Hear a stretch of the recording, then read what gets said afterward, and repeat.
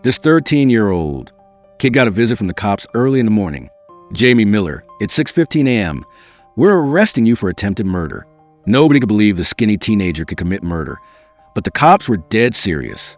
Jamie was so scared by the cops, he peed his pants. The cops let Jamie's dad help him change into a clean pair of pants before heading down to the police station for questioning. His parents couldn't believe it. How could their son, who just peed his pants out of fear, possibly be a murderer? His parents kept saying their son was a good kid who always stayed out of trouble. They were sure there was some mistake, but whether it was a mistake or not was a cop's job to figure out.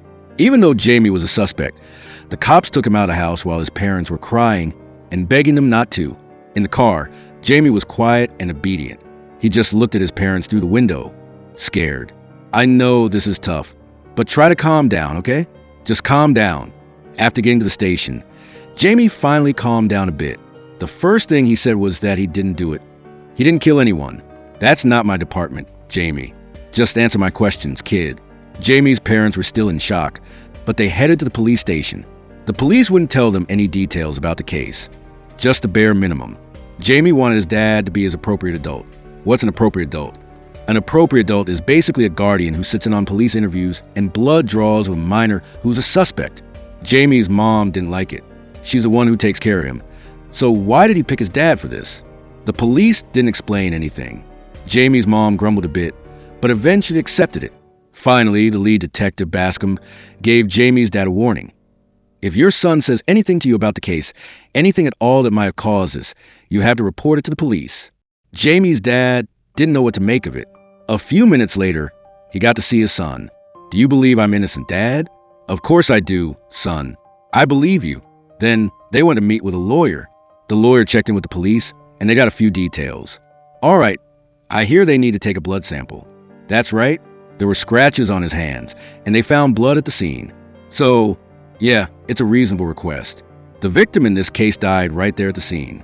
They had a lot of injuries, and the death was so gruesome that it proved the killer was incredibly brutal. The biggest suspect is Jamie. He was told to take off his pants for an examination. His dad couldn't believe it. Don't you think this is going too far? Imagine being 13 years old and having two grown men staring at you like that. But his words didn't change anything. He could only watch his son go through the examination. Okay, we need you to lift your genitals so we can check. Were there any injuries to his genitals? At this point, Jamie's dad was confused, ashamed, angry, and helpless. He was being tortured by all sorts of emotions. While the police were questioning Jamie, the lawyer's advice was, no matter what they ask you, just answer, I have nothing to say. Got it? Nothing to say. That's it, simple. The case is being handled by Detective Bascom. He found out that Jamie's grades are pretty good. He's a good student. Bascom asked Jamie if he had any close friends. Jamie said yes, but when asked who specifically, Jamie just said, I have nothing to say. Bascom then shifted the topic to Jamie's love life or sexual interests. On his social media account, he shared some posts from sexy models. Jamie admitted he liked them, but had never had any kind of relationship, since they were way too old for him. This line of questioning led to a discovery: the photos he posted on his social media account. His next answers flowed even more smoothly. He admitted that the two boys, Tommy and Ryan, in the pictures were his friends. The three of them often hung out together, and they were classmates. Okay, so did you hang out with them last night? I have nothing to say. Bascom kept asking what time he got home, and Jamie gave the same answer. I have nothing to say. Seeing how evasive he was being, Bascom had no choice but to bring out the evidence they found. It was a pair of Jamie's sneakers. He said they weren't his shoes. The female police officer then pulled out a picture of a girl. The girl in the picture was Katie, the victim. She and Jamie were classmates. Although they weren't in the same homeroom class, they had taken a few classes together. The police wanted to lead Jamie into talking about his relationship with Katie, but he just replied, I have nothing to say. Okay, so the friendship wasn't that important. You can't talk about that, but can you tell me why? Jamie finally said that he only had a casual acquaintance with Katie. They had talked at school, but they didn't contact each other outside of school. There was nothing more than friendship between them. Do you like her? No. The police's questions were getting increasingly prickly. They directly asked Jamie if he had ever had sex with Katie. His dad interrupted, wanting to use the fact that Jamie was still a minor to protect him, but this was just a normal part of the interrogation process. Jamie also denied it. Bascom asked if he had gone to see Katie last night. Jamie immediately denied it. He didn't kill her. But when Bascom showed the pictures of Katie's dead body, with the victim stabbed 7 times, Jamie recoiled uncomfortably and looked down. The lawyer sensed a problem and stopped the interrogation, asking for a break. However, Jamie's dad thought his son was innocent and that they could continue the questioning. Bascom didn't want to disappoint Jamie's dad, so he then played a video captured by a security camera. This is footage from last night. Jamie, in the video, is wearing blue and white sneakers. First, he goes to meet 2 of his friends. Then, he walks alone for an hour and follows Katie. It's clear that you're following her. Let me ask again, why were you following her? Seeing that Jamie wasn't going to say anything, Bascom had no choice but to play the video of him and Katie arguing. The video showed Jamie and Katie arguing, then Jamie chasing after her and stabbing Katie multiple times. Jamie's dad was completely stunned after watching the video, and Jamie started to sob uncontrollably. Seeing that Jamie was losing control, the interrogation was temporarily stopped. The police and the lawyer all left, leaving only Jamie and his dad in the room. He cried and said, "Dad, that's not me. I didn't do anything." But the explanation was useless. Bascom couldn't get anything out of Jamie, so he went to his school, and his 2 friends were also very worried about what was happening. Did they come to your house yet? They did. Did they ask about Jamie? Yes, they did. At the same time, Bascom's son also goes to the school. Adam texted his dad asking to stay home from school this morning, but Bascom didn't pay attention. He ignored Adam's message and left it to his strict wife to deal with. Adam ended up going to school anyway. His parents just thought he was tired of school, but that wasn't the real reason. Adam received a call from Bascom. Knowing that his dad would be coming to his class later, a few students immediately started throwing trash on his lunch tray. Adam was used to this. A little later, Adam was blocked by a classmate who demanded money. "Adam, give me some cash." Hand over the money. In this situation, only a passing teacher spoke up to stop it. Everyone else was completely indifferent. Clearly, there's a problem with bullying at this school. This isn't the first time Adam has been bullied, but his dad, Bascom, has no idea. He arrived at the school and was warmly greeted by a teacher. He met Katie's close friend, Jade. Jade was annoyed by Bascom's questions. Everyone already knows the police have a video of Jamie committing the crime. They arrested the person and are investigating directly. Isn't that the end of it? Why are they asking what kind of person Katie was? What kind of relationship did Katie have with Jamie? Are they trying to blame Katie for her own death? Bascom tried to reassure and explain, but Jade wouldn't listen. She even used Adam to attack Bascom. Adam? Yeah, he's ugly as hell. You know what? He's super short. The angrier she got, the more sarcastic she became. Can I leave now? Manners? I don't want to be polite today. Can I go? MS, elementary school teacher. Bascom had no choice but to let Jade leave. Then, he went to Jamie's class and met with the homeroom teacher. Bascom introduced himself and told the students to call him if they had any leads. After leaving the class, Bascom briefed his partner on the current situation. Even though we have clear evidence, if we can't find the murder weapon, without that final piece, this case could drag on for lawyers and judges. We have to solve this case completely. We have to find the weapon. Also, the case is currently missing a motive. Everyone knows Jamie killed Katie, but why did he do it? Jade's reaction earlier made Bascom very confused. I can understand it. I think Katie really hated Jamie. Then, Bascom went to an upper-level class to look for clues. Adam was also in this class. Everyone knew that Bascom was both a cop and Adam's dad. Adam the reactions of these kids made Bascom pause, but he had no choice but to keep talking. But before he could finish speaking, the fire alarm went off and all the students evacuated the classroom. Bascom could only find Jamie's homeroom teacher to ask, but this teacher didn't know anything. I'm not sure either. These kids are hard to manage. What do you want me to do? Outside on the school grounds, there was trouble. It turned out Jade was beating up Ryan. That freak killed my friend. You damn criminal. The students standing around were laughing and pointing. No one wanted to help. They were all just making fun of him. Getting beat up by a girl, you coward. Bascom tried to ask Ryan about Jamie, but Ryan was being slick and wouldn't say anything. After going around in circles for a while, Bascom couldn't get anything out of him. Adam called Bascom over. Dad, you're not going to figure this out because you don't understand anything. Then Adam took out his phone and showed Bascom a social media account. The students were using emojis that looked normal, but in reality, these emojis all had specific meanings. The dynamite emoji refers to the red pill, and the blue pill means seeing what the world wants you to see. Bascom was very confused after hearing this. Why are there codes involved? What are they trying to do? Adam hesitated to say anything.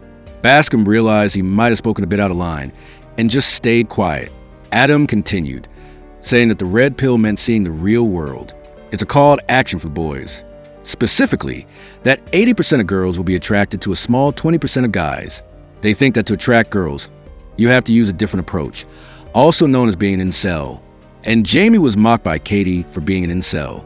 Bascom was confused. Jamie is only 13 years old, so does it make sense to call him an incel? Whether it makes sense or not, that's what they believe.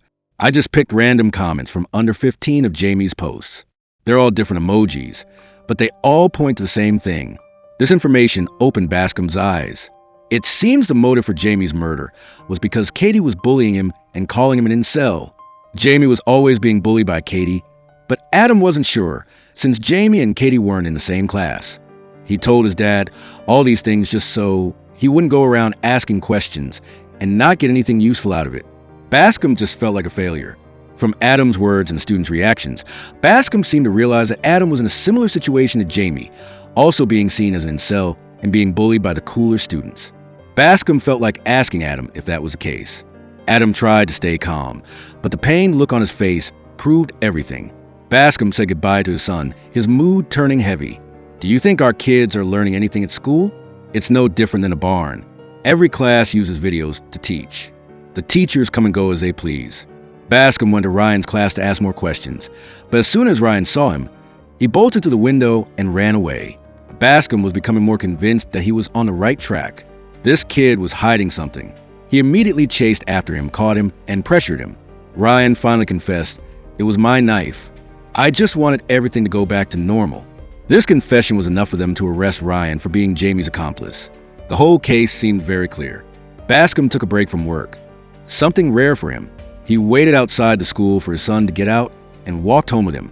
Dad wants to walk with you because Dad loves you.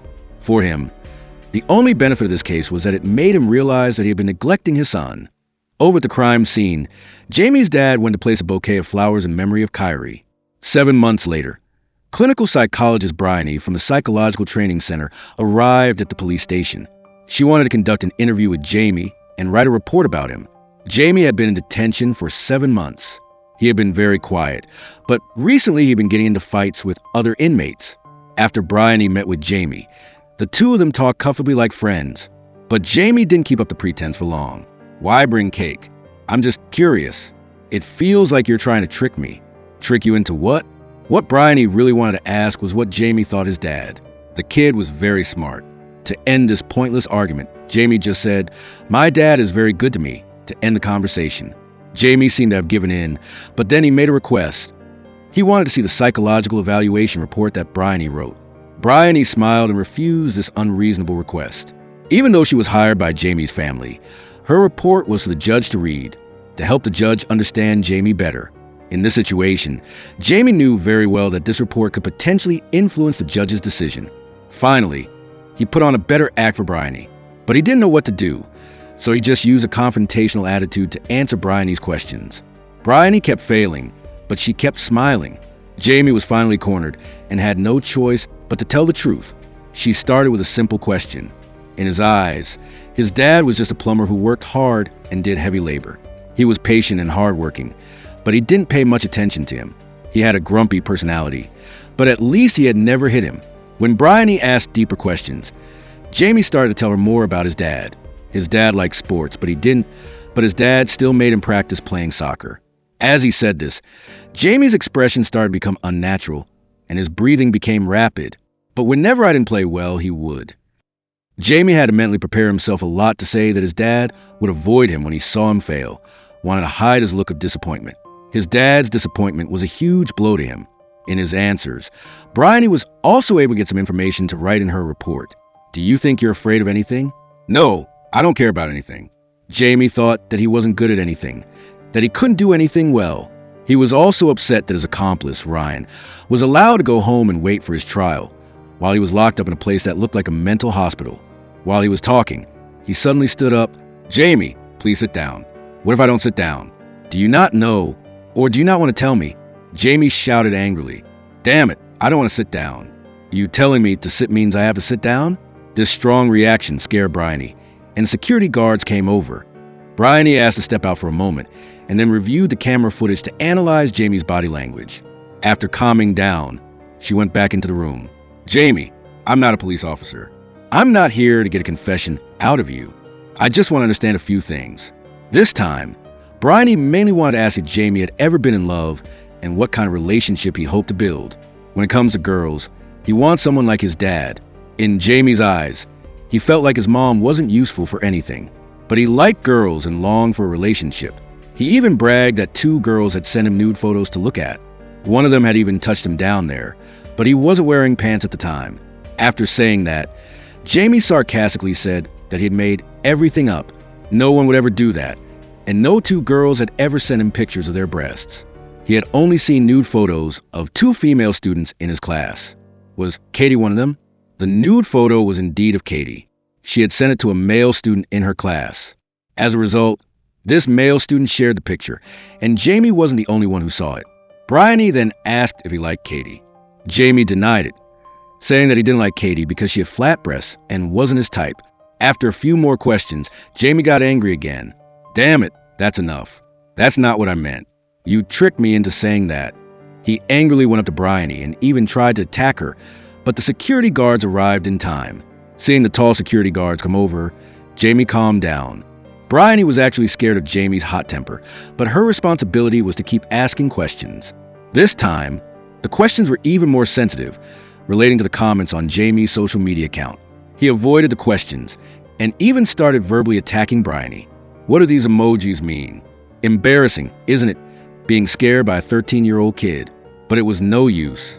In the end, he had no choice but to honestly answer that the comments were all attacks and mocking aimed at him, and Katie was a ringleader. Why was she targeting you? Because I'm ugly. After the nude photo was leaked, Jamie asked Katie to meet up. During the time, everyone was gossiping about Katie. He felt bad for her.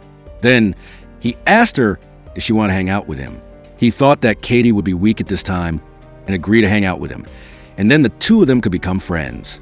But he didn't expect Katie not to like him because of it. She just laughed and mocked him, saying she wasn't that pathetic. This sentence angered Jamie. Having this information was enough for Bryony, and she ended the interview. Jamie, who had been arrogant just a moment ago, now became insecure. He remembered that he still had to try to please Bryony, so that she would write a good report about him. Do you like me? But when Bryony didn't directly answer whether she liked him or not, Jamie got angry and the security guards dragged him out. After Jamie left, Bryony's suppressed emotions finally came out. Her eyes showed worry and fear. Jamie was a child who grew up in tragedy. Many social and family problems were reflected in him. A hot-tempered and grumpy dad who only cared about success or failure caused Jamie to imitate his grumpy and insecure personality. He couldn't build a self-respecting and confident ego under the guidance of his parents. At the same time, being bullied at school made him even more sensitive and easily angered. But this wasn't the reason that led him to murder Katie. Clearly, he wanted to be liked by women, not just Katie, but also by the psychologist Bryony. He longed for recognition and praise. And when he didn't get what he wanted, he used violence and a harsh tone to threaten the other person. Because he originally looked down on women, seeing them as lower-level animals that had to obey him, Bryony was inevitably affected. Every time she faced him, Bryony felt like she was standing on thin ice, with her life threatened. But luckily, she knew how to write the report now. That day was Jamie's dad's birthday. A family that was originally happy together suddenly had their eldest daughter come over in a panic. Damn it, Dad, have you seen the car? On the side of the car. When Jamie's dad went outside, he discovered that obscene words had been written on the car. The neighbors were standing around watching and pointing. He unconsciously got angry and ordered his wife to call the police. After reporting it to the police, his wife felt that this approach was useless. They should move. You think moving will make things better? I guarantee you it'll only get worse. Think about it yourself. Jamie's dad insisted that they had done nothing wrong, that they had nothing to be ashamed of, and that they couldn't secretly move away. But when he took out a cloth to wipe the car, facing the gossiping and pointing neighbors, he had no choice but to swallow his anger. What was even more outrageous was that 2 male students rode past on their bikes, laughing and mocking him. Scoundrel. What about a scoundrel? Jamie's dad was furious at being cursed at. He couldn't even clean the car, so he had no choice but to take his wife and children to buy paint to cover it up. After getting in the car, he reassured his daughter that after they got back, they could go see a movie and have dinner together, since today was his birthday. After making these plans, the atmosphere gradually became warmer. Jamie's mom remembered the first time they met. Your dad was wearing a pink wig. Everyone was laughing at him, but your dad didn't care. Mom asked her daughter to find the song they first danced to together. When the music started, the whole family was very happy. In their memories, they met at a social event when they were 13 years old, the same age Jamie is now. The only difference was that Dad attracted Mom. At that social event, no one was dancing. Everyone was shy, and the teacher was getting anxious. At this time, only Jamie's dad bravely stood up and danced in the middle of the lights. Although he didn't dance well, he brought laughter to everyone. The atmosphere became more lively, which also made Jamie's mom notice him. They danced together, and then Jamie's dad actively walked Jamie's mom home after the social ended. From this, it can be seen that Jamie's dad was braver and generous than Jamie. His way of attracting women was to confidently express himself, not to use evil tricks, and not to get angry when rejected. But then, this peaceful atmosphere was extinguished by an employee of the store. "Wait, I know who you are. I've seen your face on Facebook." He kept talking about Jamie's dad. "I just want you to know I'm on your side." He even thought that Jamie didn't kill Katie. The ridiculous reason was that Katie had stab wounds, but they all hit bone, and the level of injury wasn't enough to kill someone. Moreover, he had seen the nude photos of Katie and thought that Katie wasn't a good person. Hearing this, Jamie's dad couldn't listen anymore. He interrupted him and told him to quickly bring the paint over here. In reality, the previous generation doesn't understand the slang of the current generation. The disgusting words the other person uttered left Jamie's dad speechless. Meeting this person made Jamie's dad feel heavy. What was worse was that after he went outside the store, he discovered that the two kids on bikes were there again. It seemed they were likely following him. What does it feel like to be stalked and followed? Just like Katie, when she was alive, was stalked by Jamie and felt as uncomfortable as Jamie's dad does now. He went over and cursed at one of the kids. "Was it you who did it? What? Was it you who drew on my car, right? It was just a joke. It's not funny at all, you understand?" Then, he threw black paint on his car, confusing and scaring his wife and daughter with his reaction. Sitting in the car, no one said anything. The atmosphere was awkward and uncomfortable. At this moment, Jamie called. His dad tried to appear calm until Jamie said, "I've decided to plead guilty, Dad." This statement shocked everyone. Jamie finally told the truth. "I'm sorry, Dad. Happy birthday." After saying this, he hung up the phone. How could Jamie's dad be happy? But to make his wife and daughter happy, he went home to change clothes and get ready to go to the movies. Jamie's mom quickly stopped him. "Don't go to the movies." Jamie's mom thought that now wasn't the time to pretend everything was normal. She sat down to talk to Jamie's dad, advising him to accept reality. In reality, Jamie's dad didn't believe that his son had killed someone until he saw the video. Everything was clear, and he had no choice but to believe it. But how could he accept the fact that his son was a murderer? Compared to that, Jamie's mom was more insightful. Actually, she was the one who took care of and raised Jamie, so she knew more or less what kind of person he was. A child doesn't become evil overnight. At first, Jamie just stopped talking to his family.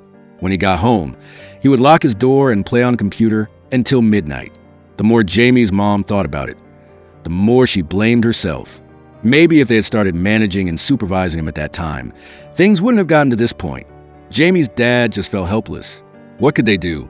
Nowadays, there's so much sensitive content online that it's hard to prevent. But Jamie's mom felt that he was just denying responsibility. Could they really not teach their child properly? Jamie's personality and his dad's were exactly the same, easily angered, hot-tempered, and emotionally unstable. Hearing this made Jamie's dad start to doubt himself. Was it their fault? But he had never hit Jamie, never. Because when he was young, he was often abused by his own dad. So he swore that he would never hit his children. But was doing that wrong, too? You did your best. We tried. He took Jamie to soccer practice and boxing lessons, but Jamie had no interest. When he was mocked by other parents, he just felt regret when he thought back on it. At that time, he didn't have the courage to look at his son. Thinking about it carefully, Jamie didn't like those active sports. He liked to draw. As a father, he ignored his son's interests and didn't offer any encouragement or companionship. He was busy with work and lacked the time to educate his child. Later, Jamie spoke less and less, and he stopped drawing. He started staring at the computer all the time, but they didn't pay much attention to it. They just thought it wasn't so bad, right? Yeah, we both thought it was safe. How could he go bad just staying in his room? Jamie's mom hugged her husband and comforted him, telling him not to be too sad, that this was something they couldn't have predicted. But now that she thought about it, Jamie chose his dad as his guardian because he probably guessed that his dad's personality was easy to fool and that he was very easy to anger. As long as he denied committing the crime, his dad would stand up to protect him. If it were me, I definitely would have handled it better. No, you wouldn't have been able to do it. At this moment, their daughter came over and interrupted their conversation. Compared to Jamie, the daughter was much stronger. When her parents worried about whether she was being bullied at school, she said that she had been bullied a little, but that they couldn't move somewhere else because of that, because avoiding the issue wouldn't solve anything, although moving would bring temporary peace. Once this matter was brought up again, they would find themselves in the same situation as now. They couldn't just keep moving houses. All in all, Jamie was their family, and they had to take responsibility for Jamie's mistakes. Their daughter's words helped their parents calm down. How did we give birth to such a good daughter? The same way we gave birth to Jamie. Luckily, they didn't just have one child. Jamie's dad couldn't hold it in anymore and ran to Jamie's room to cry. It would probably take him a very long time to accept the pain that Jamie had caused his family.